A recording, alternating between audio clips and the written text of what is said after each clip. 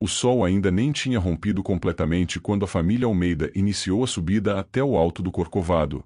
Era feriado, o clima estava leve, e aquele seria o primeiro passeio de Gabriel, de apenas 8 anos, ao Cristo Redentor.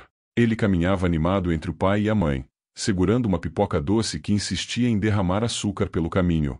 Eles riam, tiravam fotos, apontavam para o rio lá embaixo como se estivessem diante de um quadro vivo. Tudo parecia perfeito demais para que algum presságio pudesse existir ali, escondido entre turistas, flashes, vendedores ambulantes e o vento morno que soprava entre as pedras. Gabriel estava empolgado, inquieto, correndo 2 passos à frente, voltando, perguntando tudo. Quantos metros tinha o Cristo, quantas pessoas visitavam por dia, quem tinha construído aquilo. A mãe, divertida, dizia que ele parecia uma rádio ligada. Ninguém notou, ainda, que aquela energia tão viva seria lembrada, mais tarde, como um eco doloroso. Quando chegaram ao mirante principal, a vista era tão grandiosa que até o pai, homem firme, ficou em silêncio por alguns segundos. Gabriel pediu para tirar uma foto sozinho, bem na beira da mureta, com os braços abertos imitando a estátua. A mãe preparou a câmera. Foi aí que tudo começou a mudar, embora ninguém soubesse naquele momento. Um grupo grande de turistas passou entre eles, empurrando, rindo alto, ocupando espaço com mochilas enormes. A mãe deu um passo para trás para conseguir enquadrar a foto. O pai virou rapidamente para olhar o celular que vibrara no bolso. Gabriel, que estava a apenas 3 metros, sumiu da visão dos dois por 4 segundos. Apenas 4 segundos. Quando os turistas passaram, a mãe levantou a câmera novamente e disse: Gabi, abre um pouco mais os braços. Mas o espaço onde ele estava vazio. No início, eles pensaram que ele simplesmente correu para o lado. Gabriel adorava explorar. O pai chamou, alto. A mãe olhou para trás, olhou para a escadaria, olhou para os lados, nada. O coração dela acelerou antes mesmo de qualquer raciocínio lógico surgir. Aquilo não era típico dele. Gabriel podia ser inquieto, mas nunca se afastava sem avisar. Ambos caminharam alguns metros. Chamaram de novo. E de novo. A voz do pai já estava ficando mais aguda, mais urgente. O vento, antes leve, agora parecia frio. Turistas passavam sorrindo, tirando fotos, enquanto a mãe começava a sentir um desespero silencioso crescer no peito, um tipo de angústia que só quem é mãe reconhece de imediato. Ele estava aqui, ele estava bem aqui, ela repetia, como se estivesse tentando convencer a si mesma. Minutos se passaram. Depois 15. Depois 20.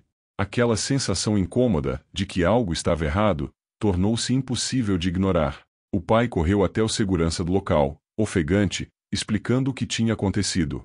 O rádio imediatamente começou a emitir alertas. Funcionários do parque iniciaram a busca. Portões foram momentaneamente fechados. Olhares preocupados começaram a surgir. A mãe já tremia.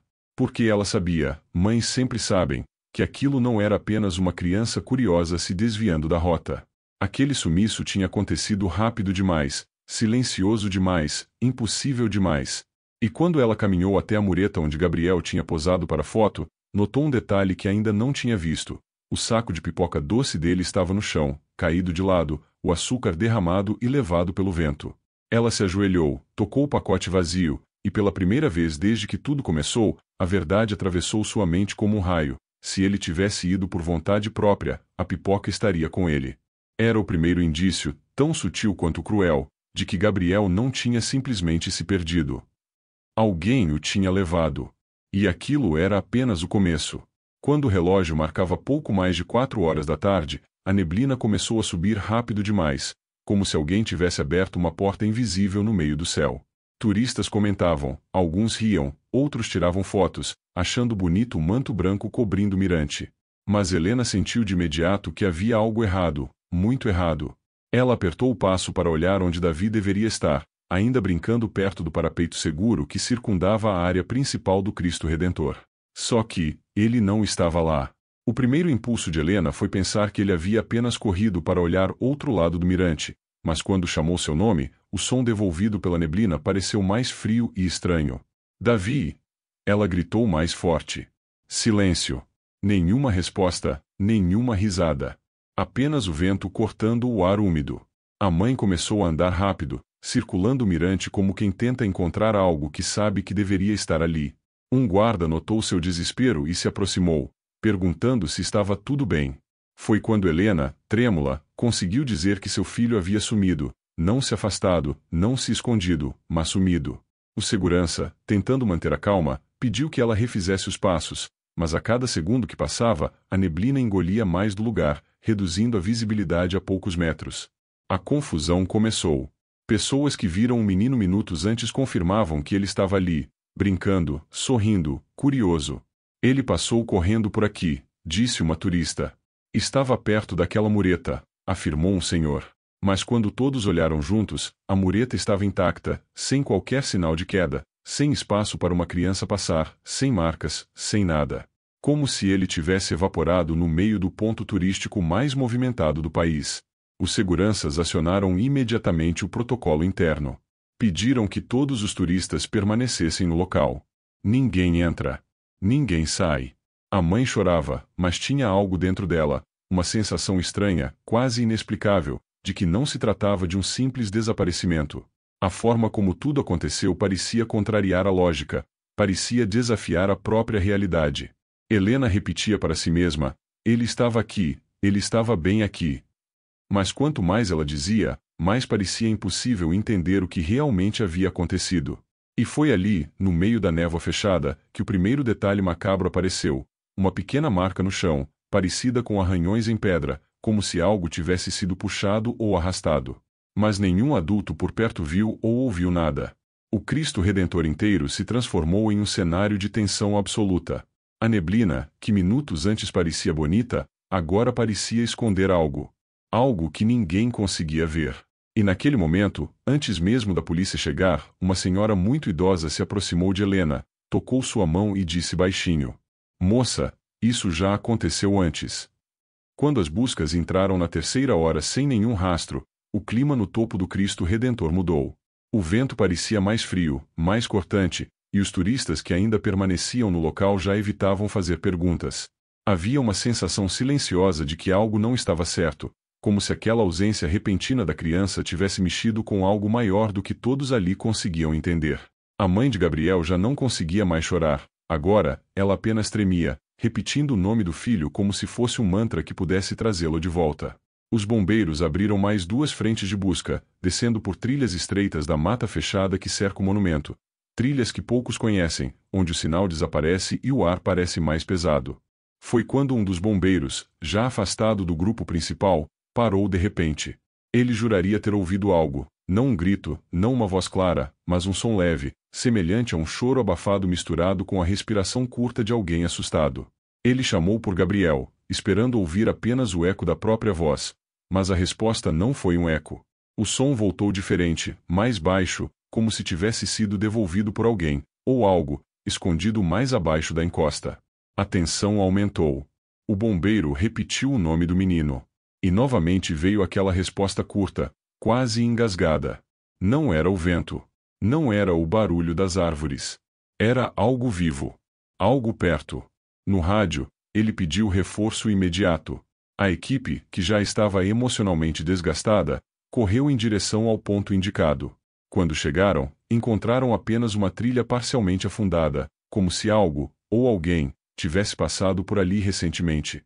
Mas o que fez todos trocarem olhares de inquietação foi um objeto preso entre 2 pedras, como se tivesse sido colocado ali de propósito. O cordão azul que Gabriel usava desde bebê, dado pela avó antes de falecer. O mesmo cordão que a mãe jurava ter visto no pescoço do filho naquela manhã. A partir daquele momento, ninguém mais tratou o caso como uma desatenção de um turista. O clima virou. A suspeita entrou no coração de todos. A mãe caiu de joelhos quando viu o cordão. E, enquanto o sol começava a descer atrás das montanhas, a sensação era de que a noite traria respostas, ou novos desaparecimentos. As buscas entraram na 4ª hora quando algo estranho finalmente apareceu. A neblina que cobria o alto do Cristo Redentor começava a se dissipar, revelando detalhes antes escondidos.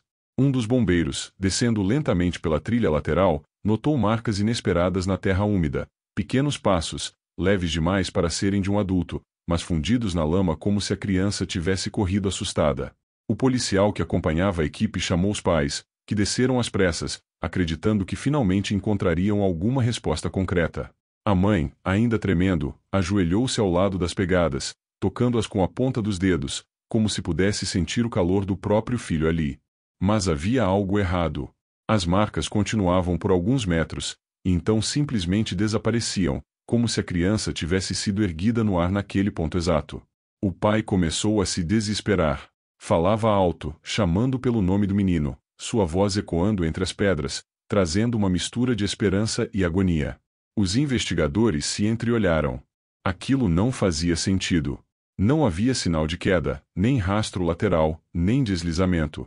Era como se o menino tivesse caminhado até ali, e sumido no meio do caminho.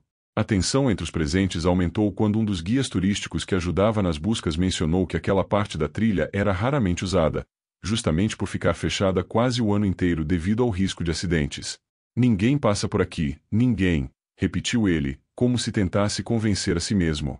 A equipe de resgate, desconfiada, começou a vasculhar a área em busca de qualquer outro indício.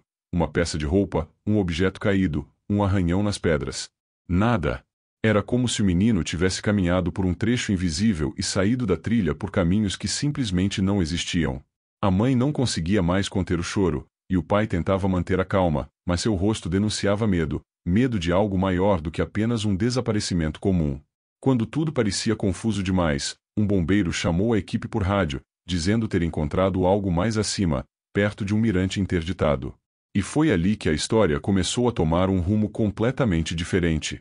Algo estava prestes a ser revelado. Algo que ninguém queria realmente enfrentar.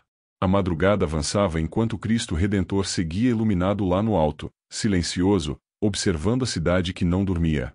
Os bombeiros já haviam revistado trilhas, encostas e pequenos acessos laterais. Nada. A imprensa chegava aos poucos, e cada nova câmera apontada para o monumento só aumentava o desespero dos pais. Foi quando um policial civil, um dos mais experientes da delegacia do Alto da Boa Vista, aproximou-se da mãe com um tablet na mão. O rosto dele estava sério, quase rígido, como se carregasse algo que ainda não sabia como dizer. Ele pediu que os pais se afastassem um pouco das câmeras e fez sinal para que ficassem próximos à base do elevador interno do monumento. Era claro, aquela conversa não poderia ser pública. O policial respirou fundo antes de falar, como se estivesse preparando os dois para uma notícia difícil. Uma funcionária do santuário, a mesma que havia passado mal mais cedo, era responsável por monitorar um dos corredores internos que ligavam o elevador ao antigo acesso técnico, uma área hoje desativada. Ela havia dito que não tinha visto nada, mas ao revisar as câmeras internas, os investigadores descobriram algo completamente diferente. No vídeo, a criança aparecia caminhando sozinha. Primeiro devagar, depois mais rápido. E o mais estranho, ela não estava indo para o mirante, não estava indo para as escadas, nem para a área comum dos turistas. Ela seguia em direção ao corredor antigo, um local que nenhum visitante poderia acessar. Os pais, ao verem a imagem, perderam o chão. A mãe levou a mão à boca, como se tentasse segurar o grito. O pai tentou se manter firme, mas não conseguiu esconder o tremor nas mãos.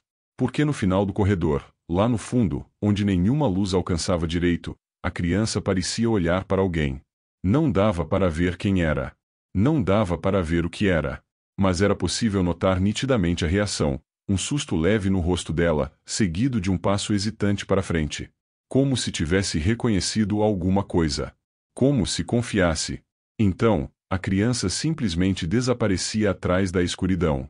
Sumia da câmera. E nenhum outro ponto do sistema registrava sua saída. O policial pausou o vídeo e apontou para um detalhe que havia passado despercebido. No segundo em que a criança chega ao final do corredor, uma sombra se move ao fundo. Algo rápido, suave, mas definitivamente humano. E foi isso que fez a investigação mudar de rumo. Se alguém estava lá dentro, alguém que não deveria estar, isso significava que o desaparecimento não era acidental. Significava que não era uma simples criança perdida. Significava que havia uma presença dentro do Cristo Redentor que ninguém tinha percebido, até agora. O policial fechou o tablet, olhou para os pais e disse com a voz firme: "Vamos abrir a área técnica. E seja lá quem estiver lá dentro, nós vamos encontrar." E foi assim que um sumiço inexplicável se transformou, pela primeira vez, em um possível sequestro, dentro de um dos monumentos mais visitados do mundo. A noite caiu pesada sobre o Cristo Redentor, trazendo com ela um frio estranho, daqueles que parecem entrar pelos ossos. A equipe de busca já estava exausta, e os turistas que ainda permaneciam no local eram instruídos a descer imediatamente. As luzes que iluminavam o monumento acendiam aos poucos, projetando sombras compridas pelas escadarias e pelos mirantes vazios. Era como se o próprio Cristo observasse, silencioso, o desespero de todos. A mãe de Lucas, agora com a voz quase sem força, repetia o nome do filho como se isso pudesse puxá-lo de volta. Os bombeiros tentavam acalmá-la, mas era impossível esconder a gravidade da situação. Eles já haviam rastreado a trilha principal, os mirantes laterais, as lojas, os banheiros, as áreas administrativas, e nada. Nada. Era como se o menino tivesse evaporado diante de centenas de pessoas. Foi exatamente nesse momento que o segurança do turno da noite pediu silêncio. Ele havia detectado algo estranho nas câmeras internas, e não era bem um movimento. Era um olhar. Um olhar que ninguém havia notado antes. Enquanto todos se aproximavam da pequena sala de vigilância, o homem dava play no trecho exato, 17h32. Momento em que Lucas aparece caminhando, ainda segurando o sorvete derretendo na mão.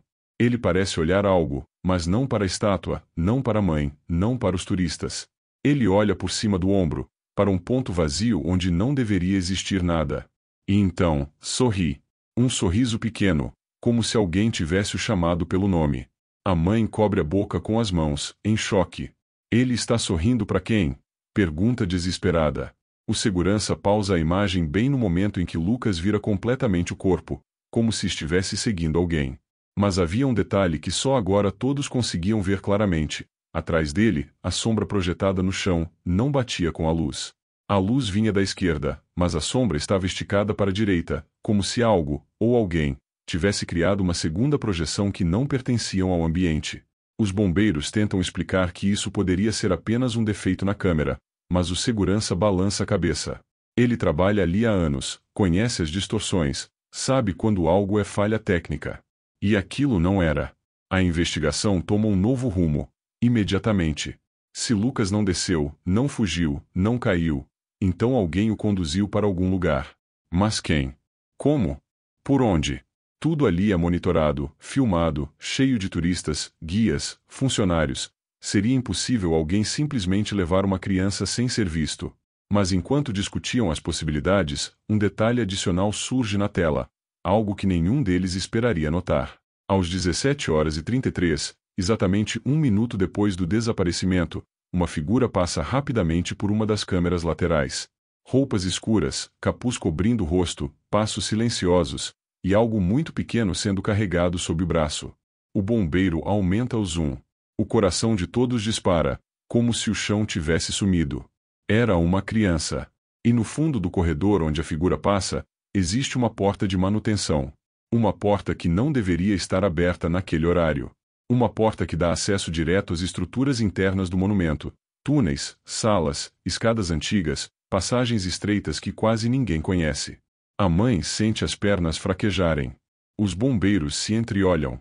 E o segurança respira fundo antes de dizer o que ninguém queria ouvir. Se ele entrou por aquela porta, ele está lá dentro. E lá dentro é como um labirinto. A equipe se prepara imediatamente. Luvas, lanternas, rádios. Cada segundo agora era crucial. Se a pessoa que levou Lucas ainda estivesse ali dentro, eles não teriam muito tempo. A mãe insiste em ir junto, mas é impedida. Ainda assim, ela fica diante da porta, chorando, como se pudesse chamar o filho de volta só com a força do amor que sentia. E quando a porta finalmente se abre, revelando a escuridão profunda das entranhas do Cristo, um vento frio escapa de lá de dentro, tão frio que parecia carregar um aviso. O capítulo termina com os bombeiros entrando, um por um, a luz fraca das lanternas desaparecendo na escuridão. Algo, ou alguém, esperava por eles lá dentro. Quando a investigação parecia girar em círculos, um detalhe que ninguém tinha percebido antes finalmente veio à tona. A equipe da polícia turística recebeu acesso completo às câmeras internas do Cristo Redentor, aquelas que não ficam visíveis ao público, posicionadas em ângulos estratégicos para evitar acidentes e monitorar áreas restritas. Durante horas, os agentes avançaram e retrocederam os vídeos, frame por frame, em silêncio absoluto. O clima era pesado. Todos já estavam emocionalmente envolvidos no desaparecimento do pequeno Gabriel. A mãe dele não comia nem bebia direito havia 2 dias. O pai, já sem forças, mal conseguia falar. E foi exatamente quando um dos investigadores deu um grito seco. Achei. Volta 2 segundos. A sala prendeu a respiração. Na imagem, Gabriel aparece caminhando rapidamente, como se estivesse seguindo alguém. O mais estranho não era o menino, mas o braço de um adulto entrando no quadro por menos de um segundo. Um movimento rápido, quase imperceptível, como se estivesse sinalizando para ele seguir. A mãe chorou ao ver a gravação. Ele não iria sozinho. Ele nunca iria sozinho. Mas o que deixou todos gelados foi o momento seguinte. Gabriel vira o rosto como se estivesse respondendo a alguém, mas a câmera seguinte, que deveria mostrá-lo passando, estava desligada naquele horário. Desligada. Registrado no sistema como falha técnica. Algo que, segundo os técnicos do parque, não acontecia havia anos. O silêncio entre os investigadores foi imediato. Não era uma coincidência. Não havia como ser. E enquanto avançavam mais algumas horas nos registros, um novo elemento surgiu. Uma silhueta parada atrás de um pilar, imóvel, observando turistas, observando Gabriel, observando tudo. Nenhum rosto. Nenhuma forma clara. Apenas uma presença. Algo, ou alguém, que estava no lugar certo, na hora exata, esperando. E naquele instante, todos perceberam. O desaparecimento de Gabriel não tinha sido um acidente. Alguém o levou. E havia um motivo para isso. Agora, finalmente, o capítulo seguinte poderia revelar a verdade por trás daquele vulto misterioso. A polícia ordenou que todos os turistas fossem afastados da área de busca. O topo do Cristo Redentor, agora silencioso, parecia ainda maior, ainda mais ameaçador. Um vento frio começou a soprar, trazendo consigo uma névoa densa que subia do Parque Nacional da Tijuca. Os helicópteros, que antes sobrevoavam sem parar, foram instruídos a manter distância por causa da visibilidade ruim. E nesse momento, quando tudo pareceu ficar mais difícil, foi quando algo finalmente aconteceu. Os bombeiros se espalharam entre as pedras, iluminando cada fresta com lanternas potentes. A mãe de Lucas, mesmo proibida de avançar, insistia em ficar perto, olhando para todos os lados como se pudesse, a qualquer segundo, ver seu filho surgir correndo para ela. Ela repetia baixinho o nome dele, como se chamá-lo fosse a única coisa que a mantinha de pé. O investigador responsável recebeu uma informação inesperada pelo rádio. Uma das câmeras térmicas do helicóptero havia captado uma assinatura de calor fraca, muito fraca, como se fosse de alguém pequeno, sentado ou encolhido, em uma área onde, teoricamente, ninguém deveria estar. Uma saliência de pedra distante, quase escondida pela névoa. O problema é que o acesso até lá era perigoso, estreito e raramente permitido. O helicóptero não podia aproximar-se. A visão era praticamente zero. A equipe de resgate teria que ir a pé. Os bombeiros formaram uma linha e começaram a avançar pela trilha lateral, uma que quase ninguém conhece. O silêncio era tão grande que só se ouvia o som dos passos e das lanternas batendo contra o metal das mochilas. A névoa se espalhava como um véu grosso, tornando difícil enxergar a mais de 2 metros à frente. Foi quando um dos bombeiros levantou a mão, pedindo silêncio total. Ele havia ouvido alguma coisa. Todos pararam. Por um momento, nada, só o vento. Mas então, veio de novo. Um som curto. Um soluço. Fraco. Quase como um chorinho preso na garganta. O coração da equipe acelerou. Eles seguiram a direção do som, iluminando cada milímetro da parede de pedra, até que a névoa abriu por um instante, e uma sombra pequena apareceu lá embaixo, apoiada numa saliência estreita, imóvel. O bombeiro mais experiente se aproximou da borda com extremo cuidado e chamou: Lucas. A sombra se mexeu. Era uma criança. Era ele. Mas não respondeu. Não chorou. Não pediu ajuda. Parecia estar olhando para algo atrás deles. Como se não estivesse sozinho ali. O bombeiro tentou novamente. Lucas, fica calmo, a gente veio te ajudar, olha para mim. Mas a criança levantou lentamente o rosto.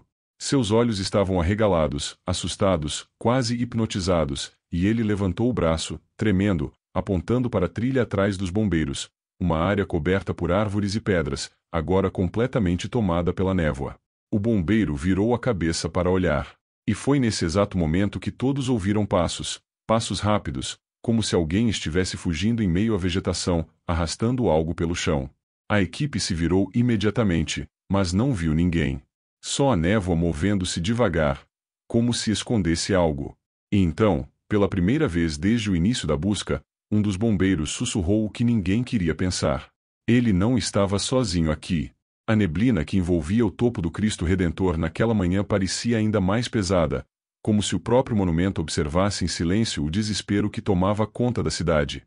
O tempo estava parado, suspenso, enquanto os bombeiros, agora exaustos, seguiam vasculhando cada ponto possível e impossível daquele penhasco colossal. O pai de Lucas já não chorava, não porque a dor havia diminuído, mas porque não havia mais lágrimas. Ele apenas respirava fundo, repetindo o nome do filho como um mantra silencioso, como se de alguma forma aquilo pudesse trazê-lo de volta. Foi então que algo estranho aconteceu. Um dos drones que sobrevoava a parte lateral da montanha captou um reflexo, uma pequena luz piscando entre as pedras. No primeiro momento, todos acharam que fosse apenas um brilho causado pela neblina. Mas o operador do equipamento, um rapaz metódico e quieto, deu zoom. A imagem estabilizou. Havia algo ali. Algo preso na fenda da rocha. E quando a câmera se aproximou mais, todos ficaram imóveis. Era o cadarço azul do tênis de Lucas. Preso. Tensionado. Como se alguém tivesse escorregado por ali. E parado antes do pior. Os bombeiros correram. Equipamentos de rapel foram preparados com uma urgência que só quem está diante do tempo esgotando entende. O pai insistiu para descer junto, mas foi contido. Era perigoso demais. A mãe, tremendo, apertou o peito, sem conseguir dizer uma palavra. A sensação era a de que o coração dela tentava fugir. Um dos bombeiros, experiente, acostumado a situações de extremo risco, foi o primeiro a descer. Cada passo para baixo parecia um mergulho na escuridão. A fenda era perigosa, estreita, irregular, e um erro poderia custar outra vida. E então, algo rompeu o silêncio. Um som fraco, quase apagado pelo vento forte que soprava ali em cima, mas que fez o bombeiro parar imediatamente. Um gemido. Baixo. Como se viesse de um lugar mais profundo da rocha. O bombeiro segurou a respiração, tentando ouvir novamente. O vento bateu, a corda balançou, e por um momento ele achou que estava imaginando coisas. Mas então o som veio de novo, dessa vez mais nítido. Era uma voz. Fraca. Rasgada. Pai! O bombeiro congelou. O sangue gelou instantaneamente. Ele olhou para cima, sinalizou com a mão, e a equipe inteira prendeu a respiração como se o mundo tivesse parado de girar. Era o menino. Era Lucas. Vivo. Preso entre duas rochas, em um ponto quase impossível de alcançar, ainda consciente, e chamando pelo pai. Lá de cima, quando o pai ouviu o bombeiro gritar "tem vida", as pernas dele fraquejaram. A mãe caiu no chão, de joelhos, soluçando com força, como se todo o corpo desabasse e renascesse ao mesmo tempo. Pessoas ao redor começaram a chorar, a rezar, a se abraçar. Parecia que toda a cidade estava respirando junto com aquela família. Mas havia um detalhe terrível. Lucas estava preso para baixo da fenda. E a posição dele tornava o resgate extremamente delicado. Um movimento errado, e o menino poderia escorregar ainda mais. O bombeiro pediu silêncio absoluto. As mãos dele tremiam, não de medo, mas da consciência do tamanho daquela responsabilidade. Ele se abaixou, iluminou o interior da rocha com a lanterna, e viu o rosto do menino por um segundo. Pálido. Sujo. Assustado. Mas vivo. Lucas sussurrou algo imperceptível, uma tentativa de pedir ajuda que quase se apagou no vento. O bombeiro respondeu: "Fica comigo, campeão. Eu vou te tirar daí. Eu prometo." E naquele momento, o Cristo Redentor, silencioso e imenso lá no alto, parecia observar tudo. Como testemunha de uma tragédia que quase aconteceu, mas que talvez ainda tivesse um desfecho diferente. Agora, com Lucas localizado, com vida.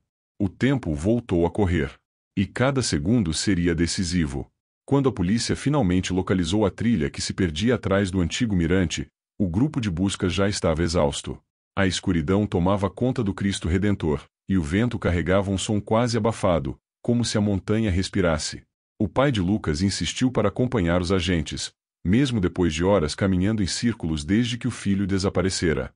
A mãe mal conseguia andar, mas ainda assim tentou ir com eles, Foi contida pelos bombeiros, que temiam que ela desabasse a qualquer segundo. A trilha parecia mais estreita do que antes, como se tivesse sido aberta às pressas. O policial que ia à frente iluminava cada centímetro do solo, procurando qualquer rastro, mas o que encontraram primeiro não foi pegada, foi um brinquedo. O carrinho azul que Lucas não largava por nada. Estava ali, parado no meio da lama, como se tivesse sido colocado de propósito. O pai caiu de joelhos quando viu. Não disse nada, não chorou, apenas tocou o carrinho com a ponta dos dedos, como se tivesse encontrado o coração do próprio filho. Eles seguiram. Cada passo parecia mais pesado. A trilha conduzia a um ponto da montanha onde não deveria haver ninguém, muito menos uma criança. O silêncio era tão grande que até o som da lanterna batendo no galho se transformava em eco. Foi então que ouviram algo, muito fraco, muito distante. Um chamado? Um gemido? Ou apenas o vento? Ninguém sabia. Mas aquilo fez todos correrem. Ao alcançarem uma pequena reentrância entre as pedras, finalmente viram. Lucas estava sentado, encolhido contra a rocha, tremendo. Os olhos arregalados. O rosto sujo de terra. E, ao lado dele, uma sombra que desapareceu assim que as lanternas iluminaram a área. Um dos policiais jurou ter visto alguém se afastando pela mata, mas quando correram atrás, não havia nada. Nenhuma pegada. Nenhum som. Nenhuma explicação. O pai foi o primeiro a alcançá-lo. Lucas não falava. Apenas abraçou o pai com tanta força que parecia tentar se esconder dentro dele. Os bombeiros o enrolaram numa manta térmica e começaram a levá-lo de volta pela trilha. Mas o detalhe que ninguém esqueceu, e que até hoje a polícia não conseguiu explicar, foi a frase que Lucas repetiu, baixinho, quase inaudível, enquanto era carregado nos braços do pai. Ele disse que ia me mostrar uma coisa lá em cima, mas eu não quis ver. A mãe correu ao encontro deles quando chegaram à base. Chorou como nunca havia chorado, agradecendo, beijando o rosto do filho, tentando entender o que havia acontecido. Mas Lucas não olhava para ela. Não olhava para ninguém. Seus olhos permaneciam fixos na trilha de onde tinham vindo, como se ainda esperasse que a sombra retornasse. A polícia fez buscas por mais 2 dias, interrogou todos os funcionários, revisou todas as câmeras, analisou cada centímetro das trilhas. Nada. Nenhuma pessoa suspeita. Nenhum movimento captado. Nenhuma explicação lógica para como Lucas tinha saído da área turística, caminhado tanto e aparecido em um local onde uma criança jamais chegaria sozinha. O caso foi dado como encerrado, oficialmente, pelo menos. Mas a família jamais esqueceu a última frase dita por ele, já em casa, semanas depois, quando finalmente voltou a falar sobre aquela noite. Ele estava brincando no quarto quando parou, olhou para a janela e disse baixinho, como se conversasse com alguém que ainda estava lá fora. Ele disse que ia voltar. E é isso que mais intriga quem acompanha essa história até hoje. Porque, para muitos, o mais assustador não foi o desaparecimento. Foi o silêncio deixado pela verdade que Lucas nunca teve coragem de contar.